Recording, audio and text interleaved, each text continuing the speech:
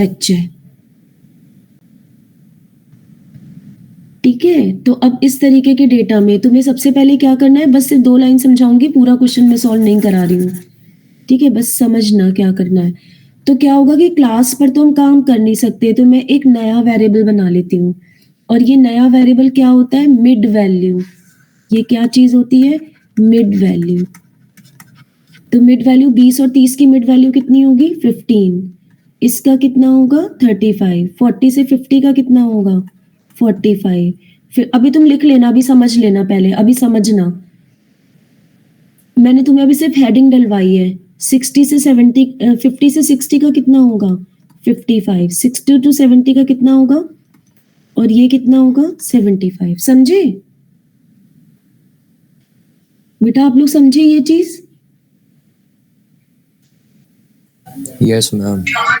Ma'am अच्छा, अब बेटा अब सुनो, पहला स्टेप तो ये समझाना था मुझे। अब ये सेम क्वेश्चन बन गया जो हम लोगों ने अभी अभी सॉल्व किया है, लेकिन क्या चीज नई है इसमें, इसमें नई ये चीज है कि स्टार्ट कैसे करते हैं। मैंने तुम्हें कहा था कि मीन डेसिमल है या नहीं, कोई जरूरत नहीं है चेक करने की।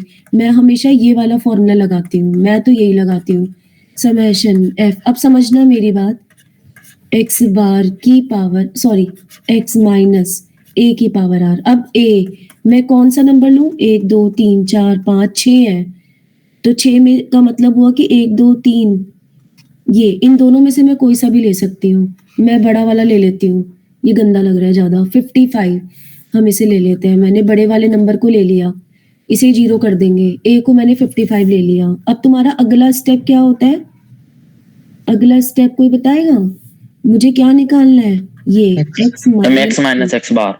अब तुम नहीं, एक्स माइनस ए, एक्स बार तो मैं करती नहीं, मुझे नहीं अच्छा लगता ये, एक्स माइनस ए, एक्स माइनस ए।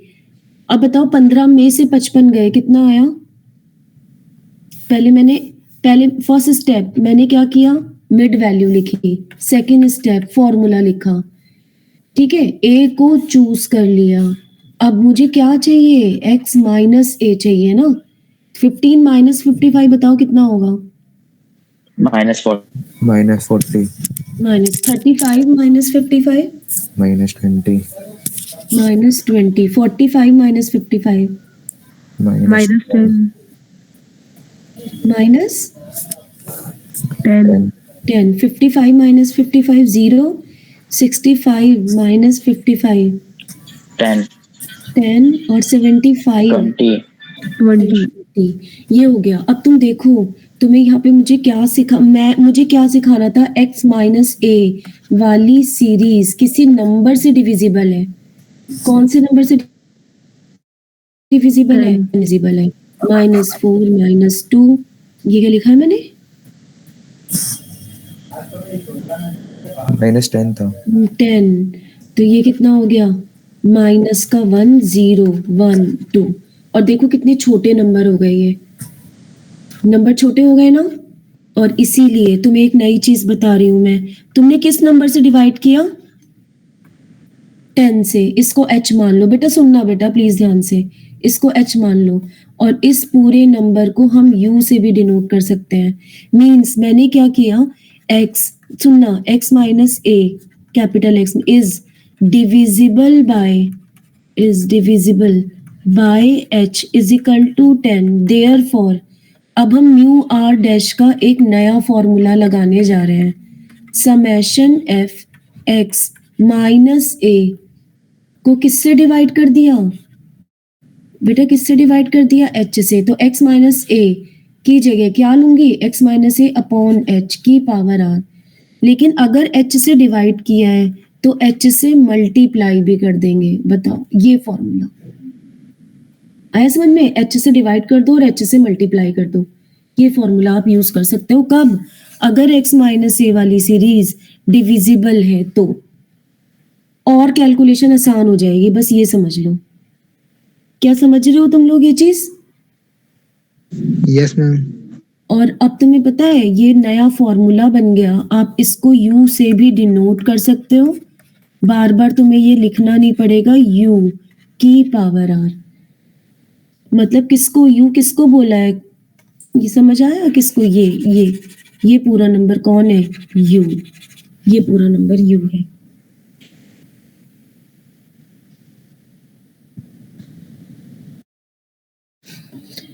ठीक है, और अब तुम लोग मुझे बताओगे, ये क्वेश्चन सिर्फ मैं तुम्हें समझा रही हूँ, तुम लोग खुद करोगे। अब कोई बताएगा क्या ये नई चीज सीखी तुम लोगों ने?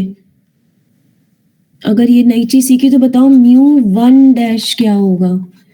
h upon n summation fu। बताना μ2 क्या होगा? h square upon n summation fu square. μ3 क्या होगा? h cube upon n summation fu cube. μ4 क्या होगा? h की power 4 upon n summation fu की पावर 4। बेटा देखो, जबरदस्ती में ऐसे इजी नहीं बना सकती टॉपिक को, इतना तुम लोगों को पढ़ना ही पड़ेगा। ये बहुत इंपॉर्टेंट है एग्जाम के लिए क्वेश्चन, क्लास वाला, क्योंकि ये बहुत इजी भी है। लेकिन इजी कब होगा पता है? इजी कब हो जाएगा? जब तुम ये वाला कॉन्सेप्ट लगाओगे तो इजी हो जाएगा। तो कोई बताएगा कि इसमें टेबल क्या बनेगी? टेबल बताओगे क्या बनेगी? ये दिख रहा है, ये टेबल में कौन कौन से कॉलम बनेंगे? ये तो u था, आपको क्या क्या चाहिए अब? FU का whole square, fu square, fu cube, fu की पावर 4।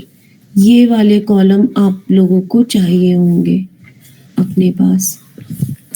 बस उसके बाद अब आप लोग खुद कर सकते हो सॉल्व। तो आप लोगों को ये क्वेश्चन अब करना है खुद से, अपना दिमाग लगाकर। कहीं भी फंसोगे कोशिश करना कैसे करना है, फंसना तो नहीं चाहिए कहीं भी।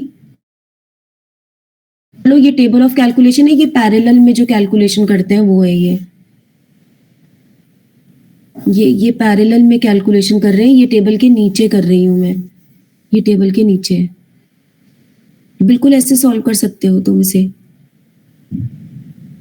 तो अब तुम लोग खुद कर लोगे, यहीं पे मूवमेंट खत्म हो रहा है हमारा।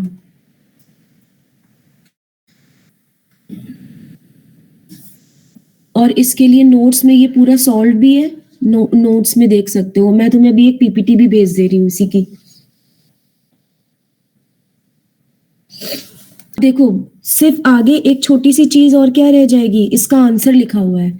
आगे एक छोटी सी चीज रह जाएगी कि तुमने तो क्या निकाला होगा, μ1 μ2 μ3 μ4। बस वही चीज बार बार। तो μ1 μ2 μ3 μ4 किससे निकालोगे? इन रिलेशन से निकालोगे। ये काम तुम्हें और करना है।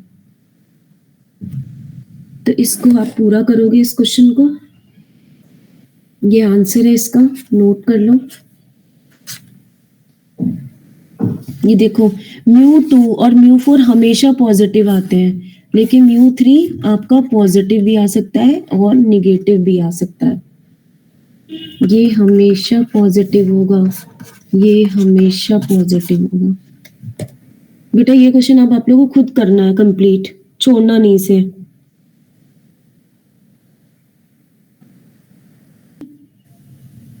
Yes, ma'am. फिर ओके मैम। मैम हाँ हाँ, मैम कल प्रैक्टिकल का मैम कुछ आइडिया है? नहीं बेटा, अभी ना प्रैक्टिकल का शेड्यूल हो नहीं पा रहा है। कुछ आएगा तो रात में आ जाएगा 11 बजे तक। Okay ma'am. ठीक है, चलो ओके।